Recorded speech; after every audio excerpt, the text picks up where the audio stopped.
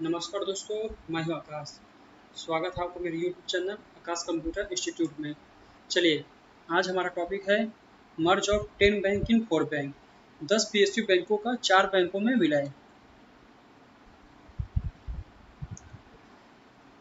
हाल ही में भारत सरकार ने 10 बड़े बैंकों को वो 4 बैंकों में मर्ज किया है।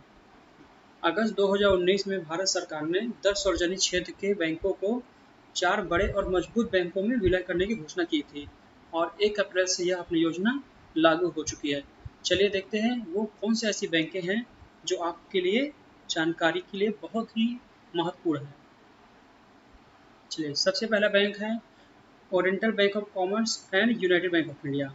हाँ दोस्तों, ओबीसी और यूबीआई ये दोनों बैंक को पंजाब नेशनल बैंक में मर्ज कर दिया गया है और मर्ज करने के बाद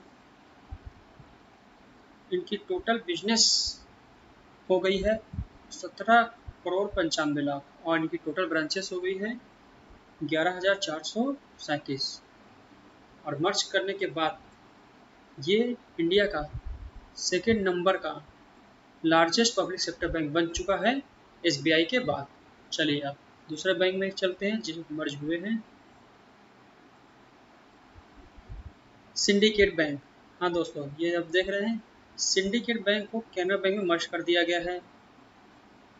इसकी टोटल बिजनेस है कैनरा बैंक की 15 करोड़ 20 लाख और उनकी टोटल ब्रांचेस है 10,342 और ये मर्ज करने के बाद कैनरा बैंक में 4th largest public sector bank बन चुका है। चलिए देखते हैं तीसरा कौन सा बैंक है जो मर्ज हुए हैं और सबसे मजबूत बैंक।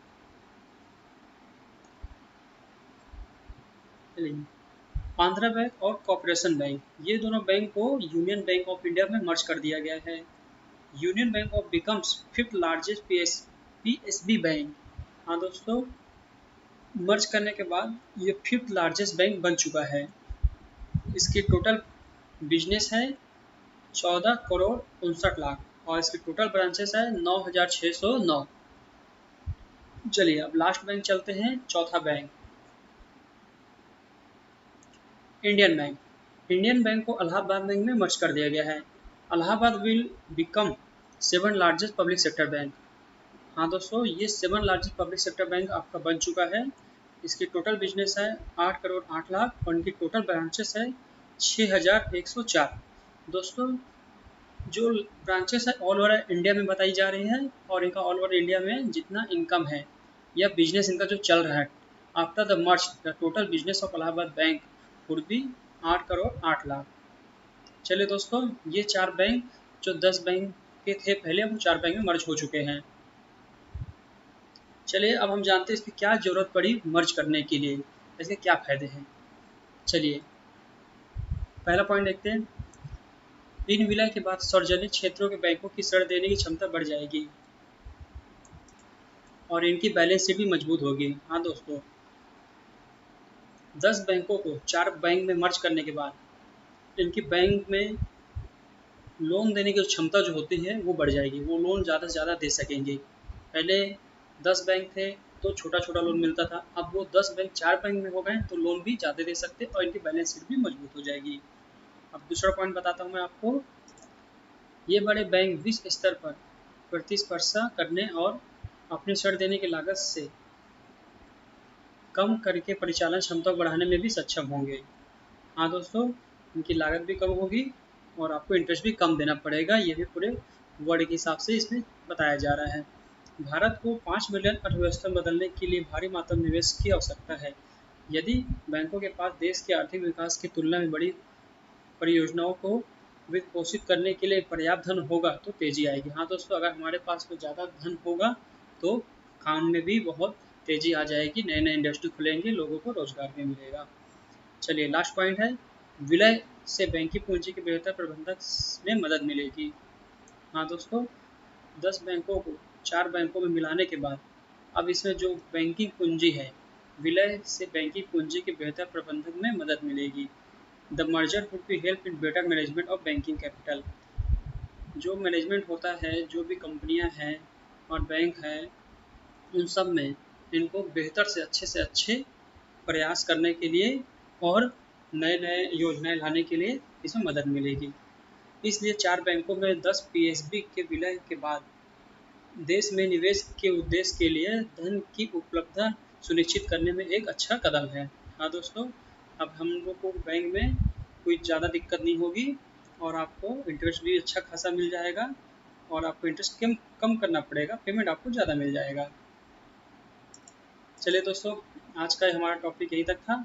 अब हम आगे देखेंगे 6 इंडिपेंडेंट बैंक और 6 डिपेंडेंट बैंक। ये देखिए, विलय के बाद 12 पीएससी, 6 विलय बैंक और 6 स्वतंत्र सार्वजनिक क्षेत्र के बैंक होंगे। वो कौन कौन से बैंक हैं वो हम देखते हैं। चलिए, 6 मर्जर बैंक, जो बैंक 6 मर्ज हुए उनके नाम, पहला है एसबीआई, फिर है bank of Baroda, Punjab national bank, Canara bank, union bank of India and Indian bank. ये मर्ज बैंक है। और जो इंडिपेंडेंट बैंक हैं जो मर्ज नहीं हुए हैं उनके नाम हैं Indian overseas bank, UCO bank, bank of Maharashtra, Punjab and Sindh bank, bank of India और सेंट्रल बैंक ऑफ इंडिया। ये 6 बैंक इंडिपेंडेंट बैंक, स्वतंत्र बैंक हैं, ये अभी तक मर्ज नहीं हुए हैं। थैंक यू दोस्तों, आज का हमारा टॉपिक यहीं तक था और आप अपने फ्रेंड्स को शेयर ज़रूर करें। हमारे चैनल को सब्सक्राइब और लाइक करना ना भूलें और अपने फ्रेंड्स फैमिली को यह वीडियो जरूर शेयर करें ताकि उनको भी पता चले ये 10 कौन से बड़े बैंक हैं जो 4 महा बड़े बैंकों में सम्मिलित हो चुके हैं। छोटा सनास मैंने यहाँ पे लिखा हुआ है। ये देखिए, ओबीसी यूनाइटेड को पंजाब में मिला दिया गया है जो सेकेंड लार्जेस्ट बैंक बन गया है। सिंडिकेट बैंक को कैनरा बैंक मिला दिया गया है जो 4th लार्जेस्ट बैंक बन गया है। और Andhra bank operation bank UBI मिला दिया है यूनियन बैंक में जो 5th largest bank of India बन चुका है। और इलाहाबाद बैंक को इंडियन बैंक मिला दिया गया है जो 7th लार्जेस्ट बैंक बन चुका है। ओके, थैंक यू दोस्तों। नेक्स्ट वीडियो के लिए बेल आइकन को दबाना ना भूलें और सब्सक्राइब करना ना भूलें।